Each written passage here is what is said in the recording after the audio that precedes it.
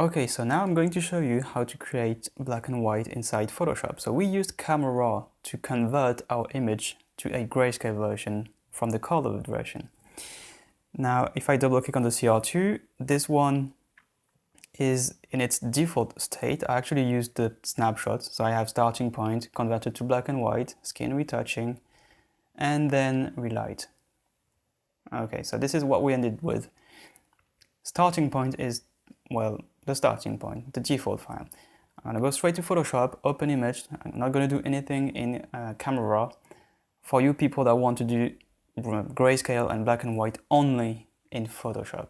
Okay, so this is the file loaded in Photoshop. The background is locked, but it's easy to unlock it by just one click.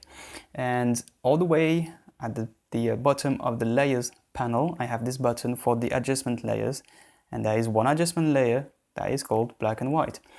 It's got the same appearance, but it's not the same. And just at a glance, you can see there are sliders missing, and one of which is the oranges slider. And that is really something I can't understand. I can't process why the Adobe engineers never converted that tool from Camera Raw to Photoshop.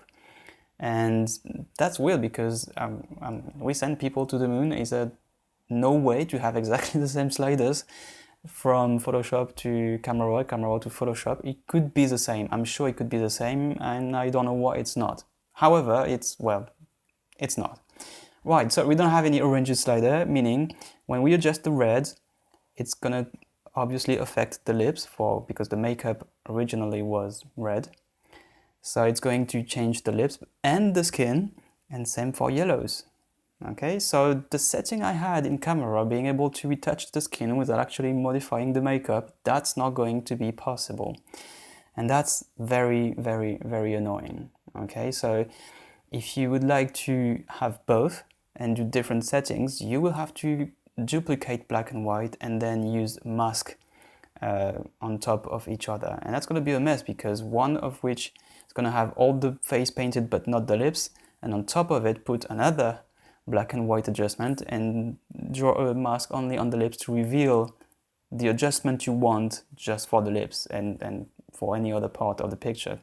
So it makes things unnecessarily complicated. There's no reason for that. And that's why I actually did the conversion in Camera Raw and not in Photoshop in the first place. But if you want to do it, it's still possible. It's just I find it really annoying not being able to retouch the skin. If we were in a tutorial about landscape, yeah, well, you have the most important, which is separating yellows, greens for the trees, for example, blues and cyans for the sea and the sky, etc., etc. So for landscape retouching, that's okay, I guess. We can manage to retouch and create a really cool black and white inside Photoshop without actually going into Camera Raw. But for portrait, it's really, really important to be able to separate the skin from everything else. And that is where the orange slider comes in and proves it very useful, right? Now there is again a workaround. If you don't have a raw file, like a JPEG or whatever, and you would like to use Camera Raw to create a grayscale version inside Photoshop, there is a way to do that. And this is where you need Photoshop CC, I think 2014. If you have CS6, it's not going to be possible, because starting from Photoshop CC 2014, you have the ability to apply a Camera Raw on a layer, and that is very useful.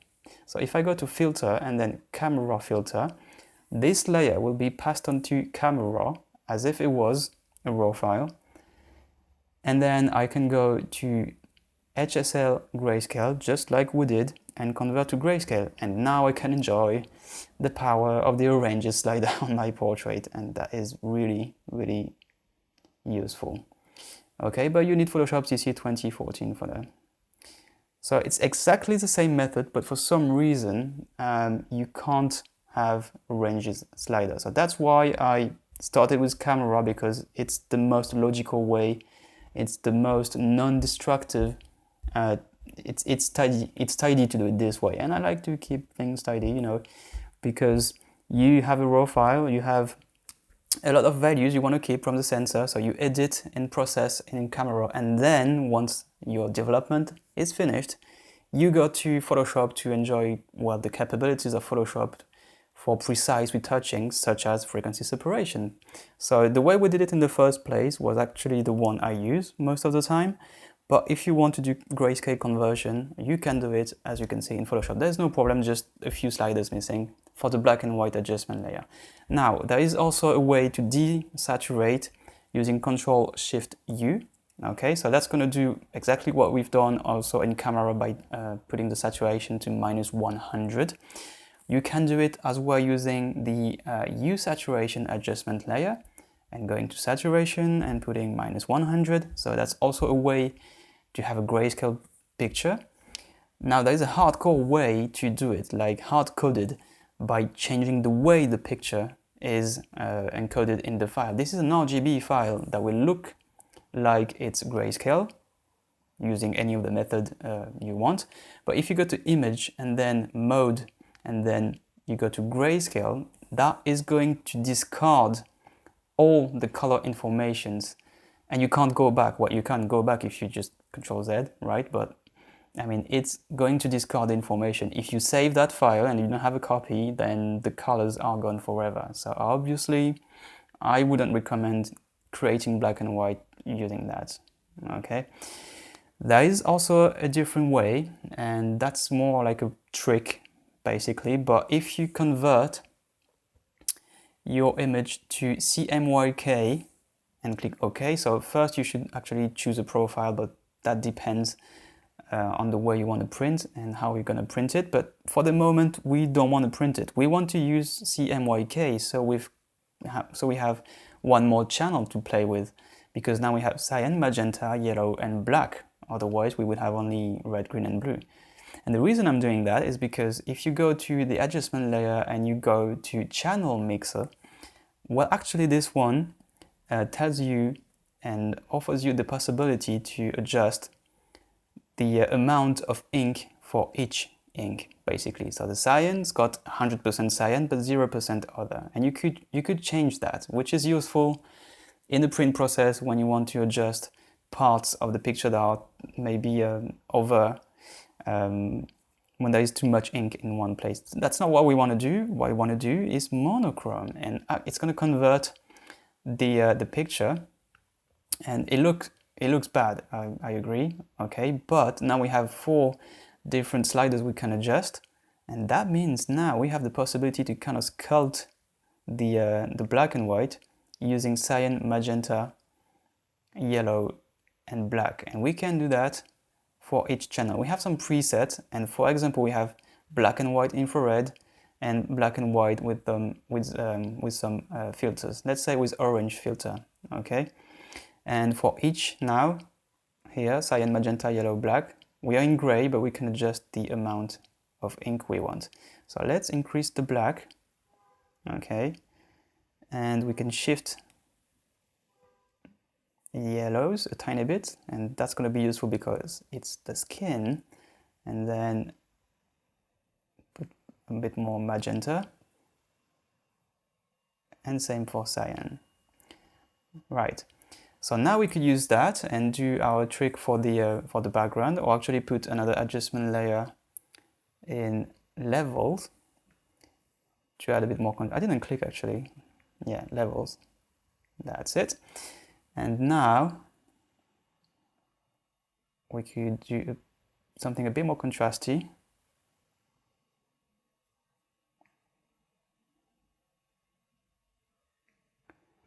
And you can sculpt the black and white with a really different method. It's not meant for that. It's not really clean. As you can see, it's a bit harsh, but it could be a good way to create some black and white. And I particularly like the effect on the hair, okay? So let's say I want to group these settings, Control G, okay, so that's going to be hair, all right, and I'm going to create a layer mask on this and use Control I to invert. Okay, so now if on top of that I create an adjustment layer with a regular black and white, I could use the mask I'm going to do for the hair just to have the hair done in the way that I prefer with the channel mixer, and keep everything else with the regular black and white. So let's just do that. Let's paint the hair with white, and that way it would be done with the channel mixer. So let's do just a rough selection. Then that's it. All right. Trying to be a bit more precise. And yeah, I don't want a shoulder. Okay, so now on top of it, let's bring back the black and white. So it will be grayed because we're now in CMYK. So there's again a trick to do this. So let's just duplicate the image, okay, and click OK. And on this one here, I will go back to delete layer. This is just before converting to CMYK. So now it's back in RGB. And now what I can do is create my black and white. Okay, so now I can adjust the sliders the way I want. And that should be it. And as you can see, there is a look that is really different on the hair. Right. So now I will just collapse these layers together. So select them and press Ctrl E. And I'm going to bring this layer back in the RGB. So we used a CMYK channel mixer to create a black and white effect. I'm going to bring back. So it's going to be layer, duplicate layer, and this hair layer, I want it in my original CR2 file. Okay, so now it's here, and I'm going to put it underneath,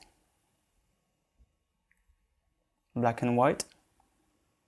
Okay, and this is the original color. This is the original black and white with the neutral basic black and white, and this is the hair done with a channel mixer.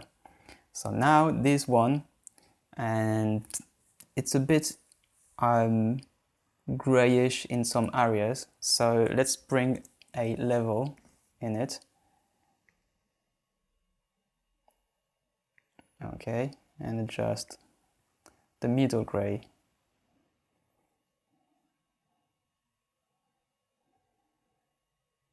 All right, so I've done a really poor job here masking the bottom part, but now I could just create a mask with Alt-click again and paint with white to reveal some of that grayscale I created with the channel mixer. That could be the solution. As you can see, I have really nice light effects in the hair. Using the Wacom tablet is obviously helping because I can just paint, and maybe on the left side I want to lower the effect on the light, but look at this. Now I can paint the hair with some grayscale I kind of sculpted in a different way. And now on top of everything, I could use, again, I'll click on the new layer, linear light, fill, and I'm gonna use some black with a lower opacity, and this is way too much, way too much. So opacity 10% maybe. Yeah, this is because I picked like a really dark black. And I could have like a black background. Okay, this is way too much, but I'm going to lower the opacity of this layer. So we have a dark backdrop, but it's not completely black. So see, this is how you kind of blend different techniques together. There is a different way to create black and white. We've just seen it. The most, I would say, not pure, but what's clean is to do it with camera, right? So it's meant for that. The grayscale tool in camera is really clean and tidy. It uses all the information from the raw file, it offers you more sliders to play with, so that's a more flexible way to do your black and white.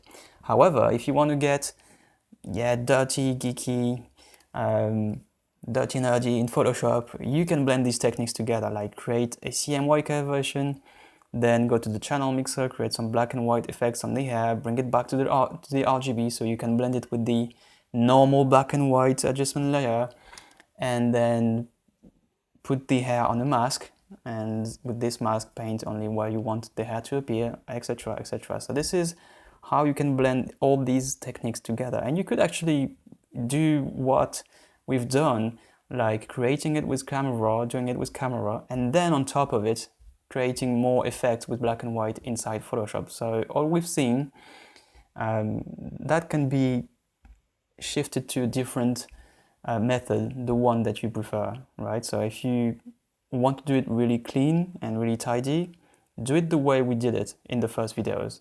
But starting from now, you've seen different methods and alternative methods that you can blend together to create like a unique effect and a unique look. This is how it gets really interesting. This is how you can create your own black and white style, and you have to experiment. As you can see, with just a few adjustments here and there and blending different masks and different methods to create black and white, we achieve really, really different looks. And this is how you can create your own style. So do not hesitate to experiment. And the more you will play with these different methods, well, probably the more interesting your photos will be. So try to play with what we've seen so far. Try to get a look that you love, and then I'm going to show you, providing that you're happy with the photo you obtained so far, I'm going to show you how to get a sharp image and how to export it properly for internet.